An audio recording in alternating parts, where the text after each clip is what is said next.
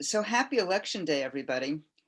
I really thought about uh, doing a meditation today that was going to be designed to help us manage a day of probably high anxiety and no outcome. And I decided that I wasn't going to do that. There are many opportunities.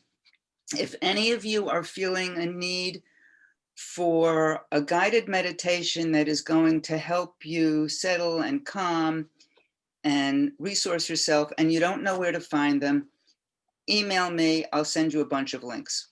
That there's a lot out there right now because the entire meditation world is focusing on helping everybody just kind of stay sane. So I am going to continue looking at the Torah portion. And this week's Parsha, I'm just going to give a very brief and cursory outline of the Parsha. The Parsha opens with Abraham welcoming three strangers who we know turn out to be angels that give them some news about Sarah becoming pregnant. Sarah does indeed become pregnant and gives birth to Isaac. And they have some more travels. And once again, she is passed off by Abraham as his sister. Then there's a lot of friction between her and Hagar. And she has Hagar and Ishmael banished, and they're out in the desert and dying. And this parsha also contains the story of the binding of Isaac. In addition, there's a whole piece about Lot, who was living in Sodom, and he ends up offering up his daughters to an angry mob who want to get at and kill these angels who have come, the strangers. So there's a lot going on. And as I think you all know, I look at the Torah, a women's commentary, and in this Parsha, Judith Plasko wrote a reflection that really caught my attention. And in her reflection, she was focusing on the othering that takes place. So I am going to read you a short piece. So this is Judith Plasko, not Fran Zamore. The first two male ancestors of the Jews, and she's referring to Abraham and Isaac, and the issue with Isaac will be showing up in next week's Parsha, where he pretends that Rebecca is his sister. The first two male ancestors of the Jews, perceiving themselves as other and therefore endangered in foreign lands, used their wives as buffers between themselves and the larger culture. The women become the other's other, the ones whose safety and well-being can be sacrificed in order to save the patriarch's skin. The story names a pattern that becomes a recurring part of Jewish history. Male Jews, subordinated by the dominant culture, in turn subordinate women within their own cultures, doubling the otherness that partly mirrors their own. Regarding Sarah and Hagar, Plaskow writes, the violence that is practiced by Abraham against Sarah, she now recapitulates in relation to the most vulnerable person in her own household. Thus, the cycle of abuse goes on. So this really jumped out at me, in part, I think, because I recently read Caste, the new book, not so new anymore, by Isabel Wilkerson. It's quite an amazing book. And she's comparing caste systems in India, Nazi Germany, and here in the US. And one of her main points is that within the various systems, the underdog is usually looking for someone within their own caste or a lower caste to oppress, thereby not feeling like the lowest of the low. So, it's the old story of the person who comes home from work angry about something, it could be anything, and then yells at their spouse, who then yells at the kids, who then kick the dog. So I'm just kind of continually amazed at how contemporary so much of the Torah seems to me. It's this wisdom of human nature that has been so incredibly captured by our ancestors that constantly kind of grabs my attention. Plaskow went on to say, in Abraham's seeming lack of concern about the fate of Sarah, we see the ways in which marginalized peoples are all too liable to duplicate patterns of subordination from which they themselves have suffered. In Sarah's banishment of Hagar, can we see the horizontal violence that oppressed people visit on each other as they jockey for what seems to them limited resources, rather than making common cause against the forces that oppress them? And what can we do when we see ourselves enacting these patterns in our own personal and political lives? How do we respond to and interrupt them? So I think that this Parsha also gives us some hints at a meditation practice that we can use to look at these questions that Plaskow raises. The opening of the Parsha with Abraham welcoming guests. We can consider the other a guest, the stranger, but we can also consider our thoughts and our emotions as guests.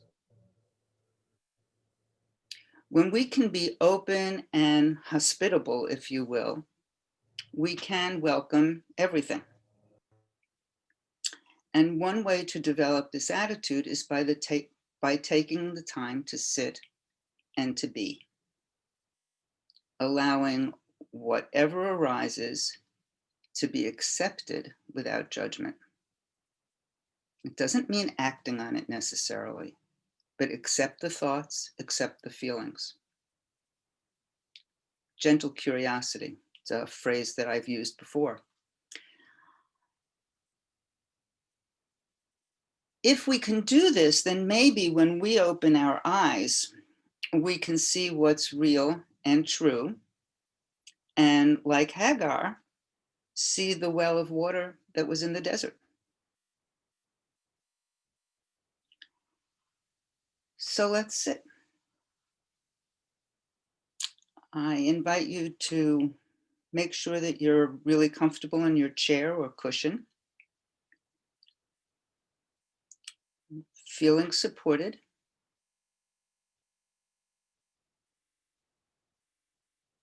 Sitting regally.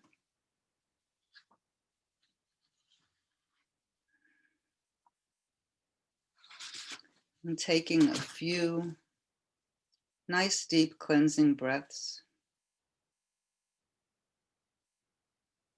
Inhaling as fully as is comfortable, holding it, and exhaling slowly and fully through your mouth.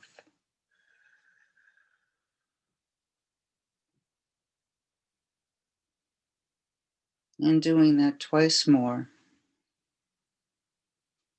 A deep, full inhale.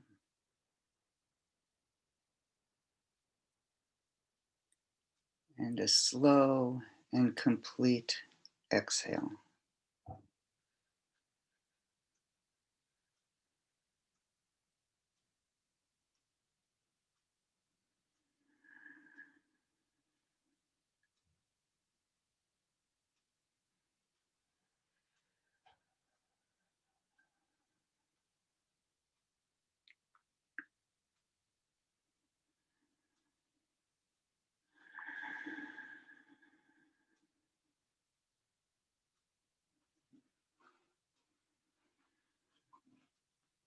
And as we sit,